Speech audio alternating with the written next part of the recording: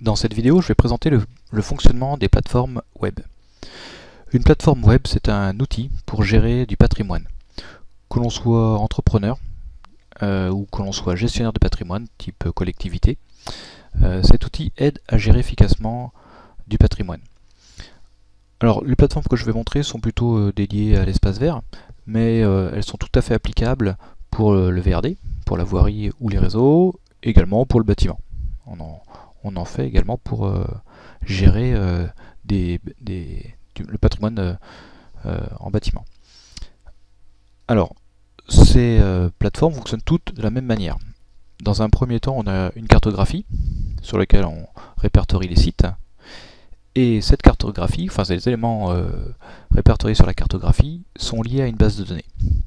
Alors les éléments sur la cartographie peuvent être des ponctuels. Là on a du ponctuel. Alors le ponctuel, soit il identifie un site. Là on a des petits icônes qui identifient des sites. Soit ce ponctuel, comme ici, peut identifier du bâtiment ou en tout cas une résidence. On peut très bien imaginer qu'on reclique sur un bâtiment et on arrive dans une pièce, etc. Ou de la voirie. Donc soit on a du ponctuel, comme ici, soit on a du surfacique. Donc là on est sur l'aéroport Charles de Gaulle, pour gérer tout ce qui est zone enherbée. Donc ce sont des surfaces de prairies. Donc ça ce sont les éléments répertoriés sur la cartographie, ou alors du linéaire de clôture par exemple à entretenir. Cette cartographie elle est plus ou moins complexe. Là on a une cartographie qui se rapproche de ce qu'on trouve sur Mappy. Quand je zoome, on va voir les zones boisées, les zones urbaines, rurales, etc. Ou alors on a des cartographies plus complexes ou créées par le gestionnaire ou l'entreprise, qui sont des images. Et là, donc, on est capable de zoomer autant que l'on veut. Donc, ce style de rendu est plus pour sur le parc de Sceaux, c'est plus pour communiquer sur les travaux qui sont faits. Donc, on a une cartographie, des éléments de cartographie, et ensuite, avec du ponctuel, du linéaire ou du surfacique, et ensuite, à ces éléments de cartographie, on va lier de la donnée. Alors cette donnée, elle peut être sous plein de formes, soit c'est du texte, soit c'est des images, ça peut être beaucoup d'éléments. Par exemple, si je clique ici, sur un site, eh bien je peux très bien arriver sur des tâches qui ont été effectuées. Donc là, c'est une tâche, il y a eu l'arrachage de haies, et puis ça a été fait en 9 heures. Donc on peut associer beaucoup de choses, on peut associer des tâches effectuées, des heures, du personnel, on peut mettre des documents, on peut mettre des photos, etc. etc. Et puis on peut également, sur certaines tâches, eh bien, je ne sais pas si celle-là ce sera le cas, on peut très bien avoir une signature, voilà, on peut très bien faire signer le travail. Lorsque l'entreprise quitte le site, le chef d'équipe peut très bien faire signer ce qui a été fait. Donc un élément, on peut très bien lier beaucoup de choses. Ensuite, une fois que l'on a ces deux choses remplies, donc de la cartographie et puis de la base de données, on peut très bien exploiter, faire notamment quelque chose qui est très intéressant, faire du reporting. Donc sur la ville de Paris, on fait la gestion des arbres, on peut très bien avoir un reporting sur les travaux qui sont faits, à faire, etc. On peut suivre en temps réel ce qui a été fait. Puisque à chaque fois que l'on renseigne quelque chose, ça met à jour la base de données immédiatement, et ça met à jour également le reporting immédiatement. Donc on peut suivre site par site ou dans la globalité l'avancement des travaux, l'avancement de l'entretien.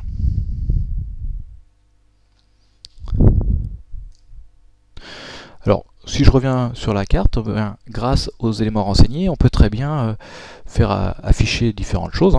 Là, si je reviens sur cette carte-là, eh bien, en vert, j'ai les éléments qui sont entretenus régulièrement. En rouge, alors on est sur des plateformes de Nemo, en rouge, les éléments, les zones dont on a dépassé la date limite d'entretien.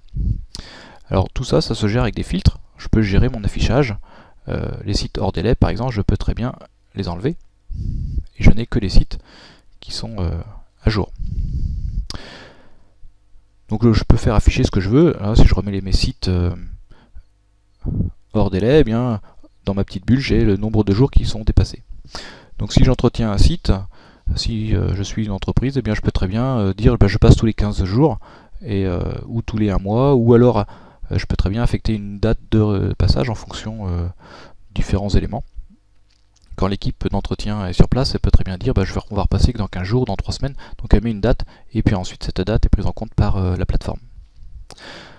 Je peux également renseigner d'autres éléments. Par exemple ici j'ai une alerte. Donc il y a du personnel qui était sur site, elle a vu un problème, elle prend une photo de ce problème et puis elle le dépose comme alerte, et sur la plateforme, ça met un petit point d'exclamation. Donc on sait que ici, alors ça peut être l'alerte, elle peut être créée par soit l'entreprise qui entretient, soit le gestionnaire du site. Une fois que cette alerte est déposée, eh bien, on peut très bien imaginer qu'un mail est envoyé aux personnes concernées ou un SMS. Voilà. Et avec la photo, on sait quelle action est effectuée. Également, on peut très bien programmer des actions sur soit je suis gestionnaire, soit entreprise. Eh bien, je peux très bien programmer des actions. Donc, j'ai un menu calendrier qui va me permettre de planifier des choses. Donc là, c'est plus des adresses d'intervention. Donc je clique sur mon action, ou alors là, c'est mon adresse, et puis je fais glisser, soit à une journée, soit sur plusieurs jours. Donc là, j'interviens sur 3 jours. Je peux également déplacer. Si jamais, pour une raison ou pour une autre, je ne peux pas intervenir ces 3 jours-là, je réinterviens, je reprogramme les semaines d'après. Donc la programmation est assez simple. Alors à chaque fois que c'est programmé, eh bien la carte est mise à jour. Et tout se fait en temps réel, c'est-à-dire que le calendrier est lié à la carte, qui est lié également au reporting. Alors on peut programmer soit avec un calendrier, on peut programmer également directement sur un site, par exemple un site qui est ici. Je clique dessus, et puis je peux programmer une action, je peux ajouter une tâche. Donc là, le chef d'équipe peut très bien, ou le gestionnaire, je peux très bien demander du balayage à telle date, etc., etc. Si je suis entreprise, je peux très bien affecter du personnel autant que je veux. Je pourrais très bien également affecter du matériel, et puis des photos, des machins, des documents. Et cette tâche, eh bien, la programmation, je peux très bien l'enregistrer.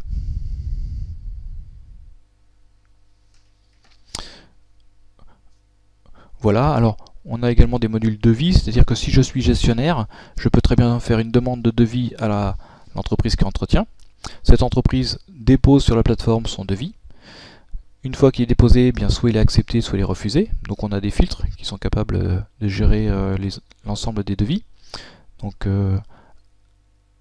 accepté par le client, ou refusé par le client.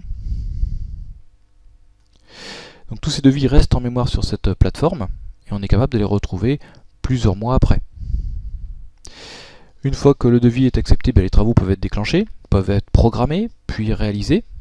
Donc tout ça, ça peut se gérer également, ça peut se suivre ici. Donc les travaux qui sont en cours, et puis les travaux qui ont été finalisés. Voilà. Donc on peut voir les éléments qui ont été travaillés, sur lesquels on est intervenu. Donc tout reste archivé sur la plateforme, aucun élément ne se perd. Ensuite, sur les plateformes, eh bien, on peut avoir différentes options, notamment l'extraction. L'extraction, on peut très bien, si on renseigne des heures, je suis une entreprise, eh bien, je peux très bien extraire mes heures travaillées par tâche, par site ou par personnel, etc. Et puis on récupère un fichier Excel ou un autre format, et on envoie ces données dans un logiciel de paye, par exemple. Donc là, la saisie des heures se fait sur la plateforme, et également renseigne automatiquement le logiciel de paye. Si je suis gestionnaire, eh bien je peux très bien également extraire des plans PDF. On peut faire des requêtes en disant il faut afficher les zones tondues semaine 32 par exemple.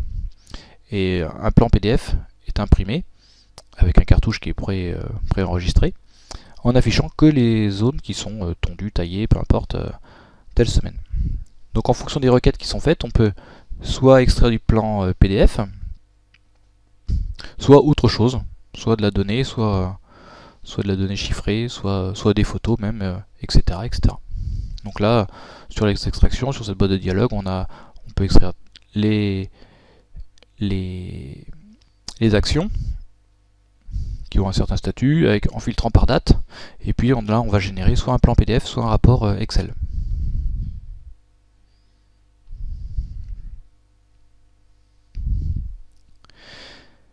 Et ensuite, donc, nos plateformes sont créées pour que, quel que soit le client, le gestionnaire de site en collectivité ou l'entreprise, les gens qui exploitent cette plateforme soient autonomes. Donc on peut très bien gérer de nouveaux clients, on peut très bien gérer de nouveaux sites, de nouvelles agences, peu importe. On peut gérer les droits des utilisateurs, c'est-à-dire que on peut donner accès à différentes personnes et affecter différents droits. C'est-à-dire que soit je vois uniquement ce qu'il y a sur la plateforme, soit je vois et puis je peux modifier, soit je renseigne. Bon, voilà, il y a plein de filtres en fonction des droits des utilisateurs. Si je suis administrateur, voilà, on va pouvoir gérer pas mal de choses. Et les plateformes se gèrent de manière autonome.